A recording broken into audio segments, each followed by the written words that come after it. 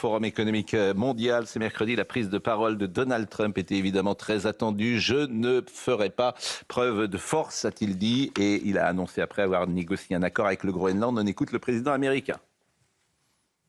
Nous n'obtiendrons rien, sauf si j'utilise une force non conventionnelle qui serait inarrêtable.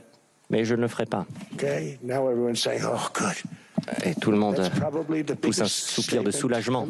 Quelle déclaration, n'est-ce pas? Non, je n'utiliserai pas la force. Je n'ai pas besoin d'utiliser la force. Vincent Herouette, oui. On est redescendu d'un cran hier. Je disais, j'ai écouté le discours de Trump hier, pendant 2 heures. Je vous assure, ça devient même très difficile de dire qu'en fait son discours était exceptionnel. On n'ose même pas le dire parce que tu as l'impression que le monde entier, à Paris... Un peu décousu quand même, non? Complètement décousu. Ah oui, d'accord. Complètement décousu. Ouais.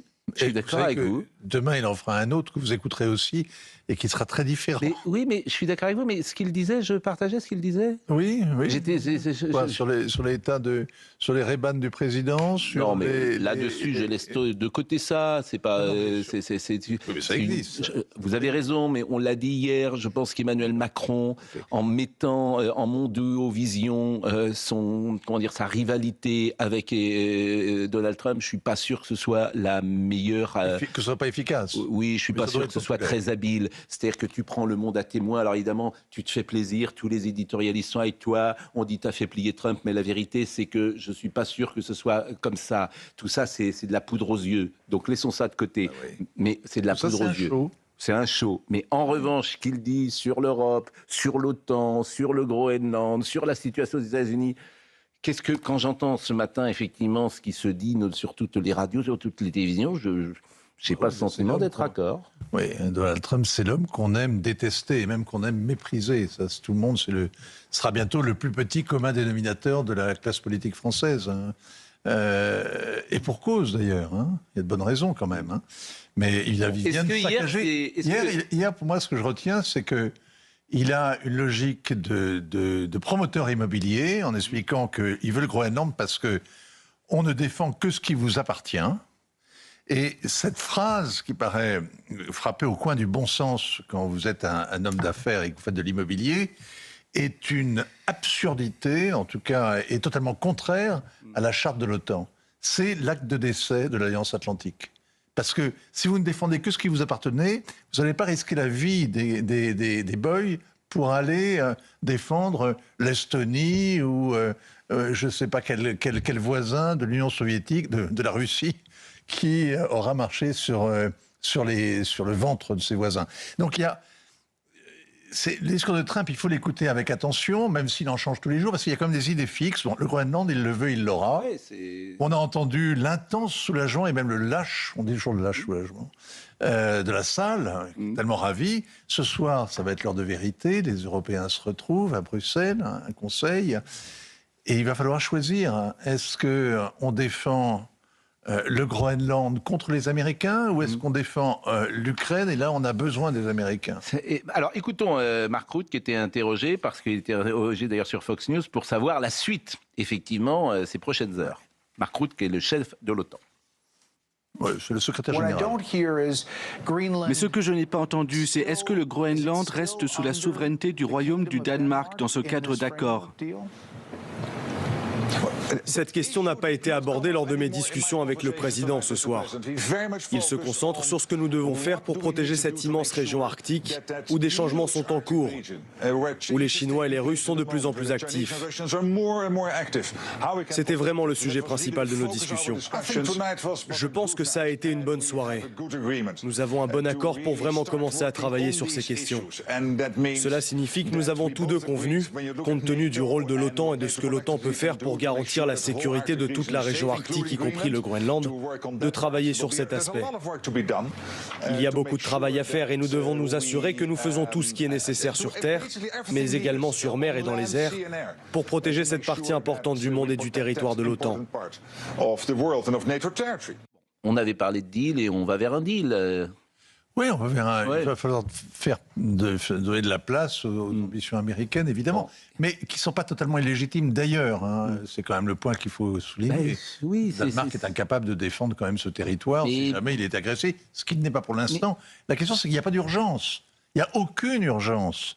La seule urgence, c'est le 250e anniversaire de la fondation des États-Unis que Donald Trump veut fêter en agrandissant le domaine, hein, comme les Capétiens, vous voyez, par la conquête ou le mariage. Il est déjà marié. Bon, en tout cas, j'ai cité plusieurs fois Pierre de Villiers qui disait qu'effectivement, il faut mieux être sous protection américaine avec les Américains au Groenland que les Russes y soient ou les Chinois y soient. Oui. C'est un argument aussi qui s'entend. C'est Pierre de Villiers, c'est l'ancien chef des armées. C'est pas n'importe qui. Oui. Alors, oui, bien sûr, Pierre de Villiers sait de quoi il parle. Son avis, en tout cas, voilà, je l'écoute. Oui, vous avez raison, mais ce qui toute la famille d'ailleurs, et vraiment. Et ce qui est certain, c'est que Mark Rutte, là, que vous venez d'entendre, c'est celui qui appelait Donald l'année dernière papa. Oui, il l'appelait papa. Bien sûr. Et il est le secrétaire général, c'est-à-dire que c'est le grand chambellan de l'OTAN. Il commande rien, il décide de rien. Le vrai patron de l'OTAN, c'est le patron du Pentagone. Bon, nous sommes d'accord. Il n'y a pas de... Bon. Et l'OTAN, désormais, les États-Unis considèrent l'OTAN comme, je ne sais pas, Brejnev devait considérer le pacte de Varsovie, c'est-à-dire un instrument à sa main, à qui on vend des armes et qui obéit aux ordres. Il n'y a pas de concertation. Il n'y a plus d'Occident, il n'y a plus d'OTAN, il n'y a plus d'Occident. C'est important, il n'y a plus de globalisation non plus. Hein. Bon, une ou deux remarques peut-être avant qu'on écoute ce que dit Trump sur l'Europe, ce qui me paraît aussi très très important, ce qui nous alerte sur l'Europe. Le constat. Mais bien sûr, parce que ça, ce constat, il est nié. C'est quand même bien d'entendre ce que dit... mais n'importe quel Américain qui vient en France, qui n'a pas vu l'Amérique depuis 30 ans, nous dit « Mais qu'est-ce qui s'est passé quand même ?» Tu arrives à Roissy et tu arrives porte de la Chapelle, tu dis « Qu'est-ce qui s'est passé ?» Mais les Chinois disent... Pardonnez-moi de le dire comme ça. Non, mais... Vous parlez aux étrangers de temps en temps qui arrivent dans notre pays et qui voient... Oui. Mais... Pardon. Allez-y, Richard. Richard voulait dire quelque chose. Les Libanais, mes amis libanais me disent souvent où est passé le français ? Où est passé le français en tant qu'il se représentait la France ? C'est quelque chose d'autre. Sur le Groenland, si je puis me permettre de rappeler une chose, c'est que la base de Thulé, qui ne s'appelle plus comme ça, existe depuis 60 ans, la base américaine de Thulé, et qu'au fond, les Américains ne feraient qu'étendre cette base et rien ne changerait. L'accord de 51 les autorise d'ailleurs à les multiplier. Ils n'ont pas besoin de demander. Et ça serait un peu ils n'ont pas besoin de se justifier. Bon. Je ne parviens pas à me défaire tout de même, mais sans doute par ignorance, du fait que la psychologie de Donald Trump est tout de même très erratique et fluctuante. Je me demande si cet être-là est bien légitime à donner des leçons à l'Europe. Mais oui, et en ce sens-là... C'est pas le sujet, pardonnez-moi, c'est pas le sujet. Un petit peu tout de même. Non, est-ce que ce qu'il dit est juste ou pas ? Mais je n'en sais rien. Ah, vous savez pas ? Non. Ah, vous ne savez pas si l'Europe est méconnaissable ? Non, mais je veux dire... Je réponds à ma question. Est-ce que l'Europe est méconnaissable ? Oui ou non ? Je dirais qu'elle n'est pas méconnaissable au point où il la caricature. Il ne la caricature pas, il dit certains pays. Est-ce que la France est aujourd'hui méconnaissable ? Oui ou non ? Non. Bon, elle est méconnaissable. Moi, c'est mon avis. Oui, je ne la reconnais plus. Vous pas, je ne la reconnais plus. Je ne reconnais plus le pays dans lequel j'ai grandi. Je suis très inquiet parce que devant, si, mais il y a des choses à réformer. Oui, bien sûr. Alors c'est oui ou c'est non. Est-ce que vous le reconnaissez ? Mais ça ne légitime tout de même pas les diatribes de Trump. Mais ce n'est pas le sujet. Le sujet, ce n'est pas le sujet. C'est comme si un médecin venait vers vous, vous disait vous avez un cancer, et que ce médecin, par ailleurs, il a tous les défauts de la Terre. Ce qui est intéressant, c'est son diagnostic. Il n'est pas compétent, ce médecin. Mais moi, je vous pose la question. Est-ce que vous reconnaissez la France dans laquelle vous avez grandi ? Oui ou non ? Non. Mais ça vous venez de dire oui, non. Mais non, mais ça ne légitime pas. Est-ce que d'une certaine manière, moi je pense aussi que le constat est plutôt pertinent, mais est-ce que les excès par ailleurs du discours de Trump ne sont pas contre-productifs ? Mais en fait, avec lui, le constat est aussi balayé. Mais ça, je vous dis, c'est autre chose. Écoutons-le. Il vous dit, vous avez un cancer, c'est bien fait, et je ne vous soignerai pas. Ah si, mais par contre, je vais vous piquer votre héritage. Pardonnez-moi, il dit qu'il peut nous aider, au contraire. Non. Moi, c'est ça que j'ai Là, entendu. Hier, vous avez eu beaucoup de patience. Je vous admire d'avoir écouté Trump jusqu'au bout. Mais il y avait un autre discours à écouter, celui du Premier ministre canadien. Et pourquoi écouter le Canadien, que personne ne connaît ici?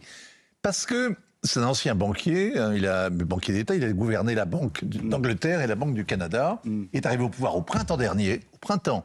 À l'époque, Trump n'avait qu'une idée, faire du Canada le 51e État de l'Union. Vous avez remarqué, il l'a abandonné. Pourquoi? Qu'est-ce qu'il a fait?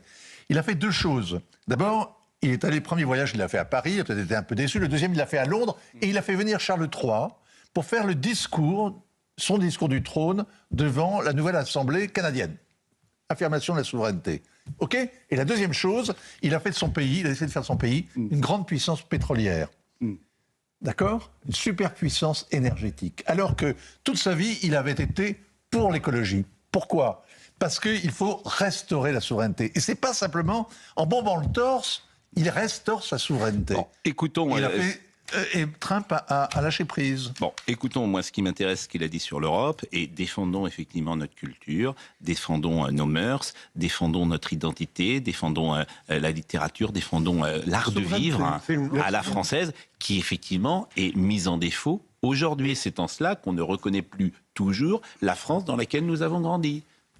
Pascal Pierre Garbarini. Moi, j'abonde tout à fait dans ce qu'a dit mon excellent Vincent. C'est que comment peut-on apporter une réponse qui permette à Trump de modérer ses propos alors que la politique interne et la géopolitique qui est faite par la France, elle est faible. C'est-à-dire que quand on voit la France par rapport à ce qui se passe en Algérie et la manière dont on s'est comporté, mais Trump, il rigole, il ne peut pas nous respecter. Il ne peut pas nous respecter. Donc c'est pour cela qu'il dit cela. Et en matière interne, comme aujourd'hui c'est n'importe quoi au Parlement et que l'on voit qu'il n'y a pas de chef, entre guillemets, pour gouverner ce pays et qu'il va à volo, eh bien là non plus, Trump, il ne nous respecte pas. Écoutons ce qu'il a dit en tout cas sur l'Europe. Et ça, c'est intéressant. Certains pays d'Europe ne sont plus reconnaissables, ils ne sont plus que l'ombre d'eux-mêmes. On peut en débattre, mais c'est la réalité. Je ne veux insulter personne, vraiment, je ne reconnais pas certains de ces pays. J'aime l'Europe, bien sûr, je veux que l'Europe se porte bien, mais la direction générale n'est pas bonne. L'Europe, je veux que l'Europe se porte bien. Moi, j'ai vu une volonté quand même d'être présent et d'aider cette Europe. Et puis, le président Trump a également parlé d'Emmanuel Macron, effectivement, dans des termes, là aussi, qui ne sont pas agréables, sans doute, pour le président Macron. Mais... Moi, j'ai une question pour Oui, Maï-Hélène Trémollet. Comment est-ce qu'on fait quand on est Emmanuel Macron, qu'on est moqué par le président, qu'on est en pleine crise diplomatique, qu'on est moqué par le président américain? Comment est-ce qu'on fait pour apporter une réponse sérieuse et qu'on veut se poser en leader de l'Union européenne? Moi, je n'ai pas donné des leçons au président de la République. Hein. C'est un vrai... Il se dresse face à Trump et il est couché devant Olivier... Ferrand, voilà. Fort, pardon. Oui, c'est ça. Faible avec les forts et faible avec Olivier Faure. Voilà. Mais non, mais il a raison. Il avait utilisé hier, Sonia Mabrouk. C'est un vrai problème parce que quand le président Trump fait comme ça au président Macron qui le domine de la tête et des épaules, qu'est-ce que vous êtes censé faire? C'est un geste soi-disant amical, mais en fait extrêmement humiliant. La seule chose à faire, c'est de le repousser, de s'écarter d'un mètre, en fermant, en montrant qu'on n'est pas d'accord. C'est juste une posture, faut-il encore avoir le réflexe. Quand le président Macron traite Trump de brute, devant le monde entier, il le traite de brute, l'autre lui répond en disant « jouez pas les faux durs ». Il faut s'y attendre, il est prêt à toutes les surenchères, Trump. Vous, le maniez, c'est sans doute dans le tête-à-tête et sans doute dans le rapport de force que vous créez. Vous ne pouvez pas faire ça comme un spectacle. Et évidemment, c'est pas un show. Mais évidemment, c'est pas un show. Je veux dire, c'est toujours pareil avec Emmanuel Macron. C'est Trump qui choisit lire des SMS. Mais non, mais Emmanuel Macron, il met ça. La diplomatie, c'est pas de la télé-réalité. Donc on prend pas son petit téléphone, Hello Vladimir et ça, on met pas tout ça en scène. Et c'est tout le problème aujourd'hui de cette mise en scène. Tu peux le faire de temps en temps, mais parfois ça peut agacer. Oui, mais... Ça peut agacer. Et ça peut agacer des grands squales. Et quand tu as Macron, quand tu as Trump, tu lui parles pas, tu fais un peu attention. C'est ça que je veux dire, un peu de psychologie, un peu d'habileté, il me semble. Et je ne veux pas donner de leçons non plus au président de la République. Mais à l'arrivée, c'est pas très... C'est ce que dit Audiard. Quand un mec de 120 kilos parle à un type de 60, il l'écoute. Non, mais... En fait, cette volonté de mettre entre Trump et lui le regard des médias, je ne crois pas que ce soit une bonne chose. En fait, Emmanuel Macron ne parle pas à Trump, il parle aux médias. Et je pense que ce n'est pas une bonne solution. Oui, mais Pascal, en même temps, on ne peut qu'estimer un président qui, face à un grand squale devant lequel tout le monde s'écrase, essaye, avec ses faibles moyens, de mettre en œuvre une petite résistance verbale. J'entends, mais ce que vous appelez cette résistance verbale, elle est destinée aux médias pour avoir des bons papiers dans le monde. Pas seulement. Non, mais vraie résistance.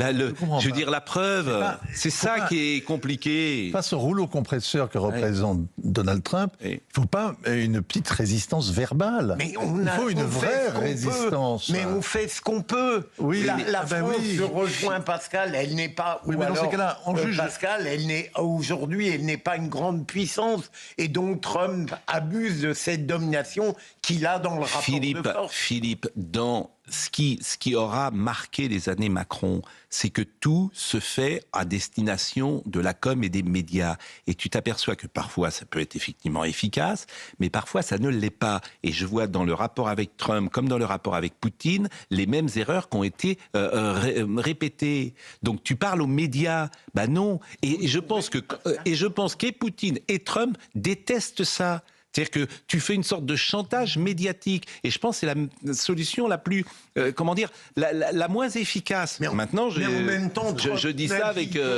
On se souviendra toujours de la fameuse photo à la table où il y a Poutine et le président Macron à 5 mètres. C'est ce qu'il y a au début. Bon, maintenant, je suis comme Vincent, je ne veux pas donner des leçons au président de la République, je m'aperçois que ça a irrité le monde entier. Mais la question, pardonnez-moi, je puis me permettre, c'est fini.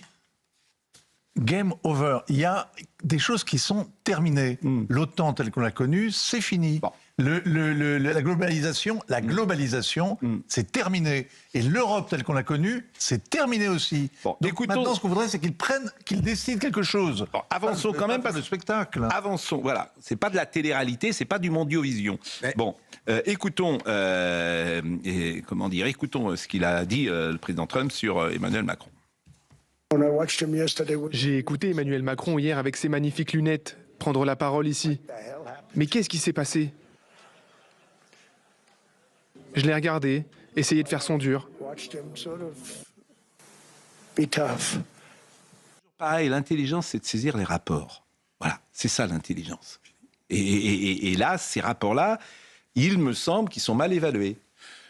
Un des éléments de la puissance américaine, c'est la culture populaire. Et je pense au western. Vous allez voir pourquoi je parle de ça. Quand Reagan a été élu il y a 40 ans, tout le monde a ricané en disant c'est un cow-boy de série B qui a été élu, il est ridicule, etc. Or, il s'est révélé un président important, intéressant. Aujourd'hui, on a l'impression qu'avec Trump, c'est un cow-boy de Sergio Leone, mais n'oublions pas que c'est Sergio Leone qui a sauvé le western. Or, c'est un peu... Non, mais je ne plaisante pas. Trump a un côté Clint Eastwood qui tire un peu partout, qui ricane, qui insulte, qui méprise, etc. Et donc, ce n'est pas négligeable. Bon, et Trump a reculé, je rappelle, sur les droits de douane, et ça faut le dire aussi. Bon, pour le 1er février. Comment ? Pour le 1er février. Oui. Bon, c'est pas gravé dans le marbre. Hein. Bon, on va voir ce qui va se passer ce soir, comment il réagira la semaine prochaine. Bon, et puis écoutez ce qu'il a dit sur la guerre, parce qu'il a dit une chose qu'on peut discuter ou pas. Si j'étais pas là, il y aurait la 3e guerre mondiale. Écoutez Donald Trump. Nous aidons l'Ukraine. Sans nous, M. Poutine aurait obtenu l'Ukraine. Et c'eût été la 3e guerre mondiale si Kamala ou Joe avaient été élus, ou d'autres tout aussi incompétents. Nous aurions eu la 3e guerre mondiale. Steve Witkoff, l'émissaire spécial, a été incroyable. Mais nous avons évité la 3e guerre mondiale. Est-ce que vous validez Non, je fais pas ça. S'il n'y avait pas eu les États-Unis, évidemment que les Russes ne seraient pas arrêtés à la frontière de l'Ukraine. Ça, c'est clair. Quand il dit, c'est d'ailleurs faux, c'est extraordinaire parce que il est en même temps, il récite quand même une espèce de quelques mantras qui sont vraiment des idées qu'ont les Américains sur la Seconde Guerre mondiale, par exemple.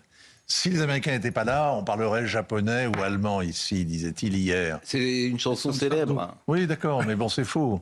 C'est faux. On pourrait peut-être rappeler éventuellement au président Trump que les Américains sont entrés en guerre 2 ans et 3 mois après que le Royaume-Uni, leur allié, la France, leur allié, soit entrés en guerre contre les nazis. 2 ans et 3 mois. Et ils ne sont entrés en guerre que parce qu'il y a eu Pearl Harbor. Non, mais attendez. On va marquer une pause, mais il y a des choses qui sont intolérables sur ce plateau. On peut tout attaquer, sauf les chansons de Michel Sardou. Ça, c'est un truc qui n'est absolument possible. C'est un argument imparable. C'est un argument imparable. Bon, il est 9h20. Comment vous êtes Non, je vais vous dire, mais pas du tout. Mais tu es tellement excédé d'entendre l'ensemble de la presse dénoncer Trump. Voilà que tu en arrives... Le conformisme de nos métiers, on parlera tout à l'heure de la commission audiovisuelle, c'est quand même extraordinaire. Mais on s'en repaît. Oui. Tout le monde a regardé hier. On s'en fout de Davos en général, dans les services politiques étrangers. Mais tout le monde l'a écouté hier. Je suis d'accord avec vous, mais la pensée commune, c'est toujours étonnant que des journalistes n'essayent pas de penser par eux-mêmes, qu'ils écoutent, qu'ils disent, bah oui, il y a ça qui peut m'intéresser, ça qui peut pas m'intéresser. C'est pas très compliqué. On peut, par exemple, sur l'Europe, c'est très intéressant ce qu'il dit sur l'Europe, me semble-t-il. Donc après, au lieu d'attaquer le raisonnement, on attaque le raisonneur. C'était le cas de Philippe Bilder. C'est pas le problème. Ce qui est intéressant, c'est ce qu'il dit. C'est pas qu'il dit, en l'occurrence, me semble-t-il. Non, mais il n'est pas question de finir tout avec une cravate orange. Ça vous irait pas, d'ailleurs. Vous avez beaucoup, mais pas d'orange, j'ai remarqué. Il est 9h23. On va marquer une pause.